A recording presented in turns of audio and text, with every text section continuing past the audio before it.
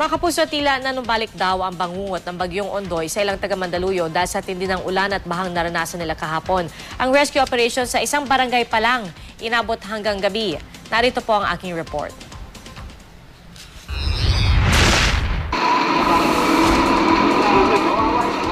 Bagamat karaniwan na raw binabaha, bahagi ito ng Barangay Calentong sa Mandaluyong City, bihira namang umaabot hanggang dibdib o minsay lagpas tao ang baha.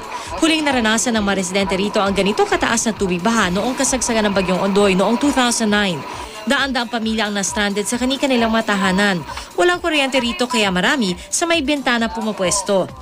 Kaya naman ang rescue operations inabot na ng gabi.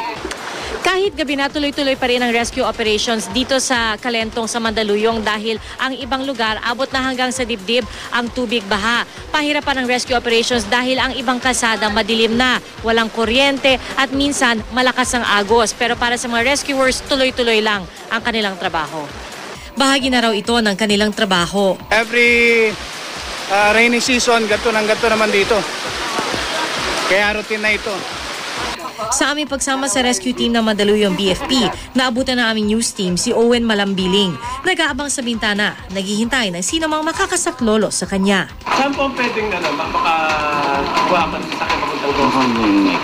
Doon po. Doon po sa may ano? Actually. Sa may sabungan. Sige, wala. Basta may sabungan. Hindi na. Kung sasakay kayo, mabalik na kami. Baha na ang buong first floor sa inuupahan niyang boarding house at ayaw raw niya makipagsapalaran doon.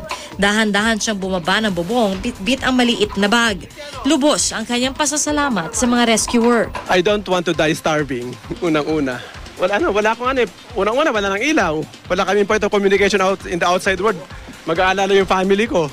Pero kung si Owen sabik lumikas, may ilang residenteng ayaw namang lisanin ng kanilang bahay. Kahit na kasi abot dibdib ang baha. 2 kalsada lang ang layo mula sa kanila, di pa naman sila inaabutan. Si Michael may inihandang gamit sakaling kailangan lumikas. Pero sa ngayon, wala pa raw siyang nakikitang dahilan para iwan ang kanyang bahay. Diba, pagka tinitingnan lang namin, pag medyo kunin tubig dito, saka na lang po kami likas. Kasi yung gamit namin nakalagay naman po sa maayos eh. Nakikiusap naman ng mga rescuer, wag nang hintayin lumala pa ang sitwasyon. Ang problema lang po nung iba, yung naipit sa second to third floor, yung may mga condominium po dyan, yung mga stocks po nila ng food, baka magkulang.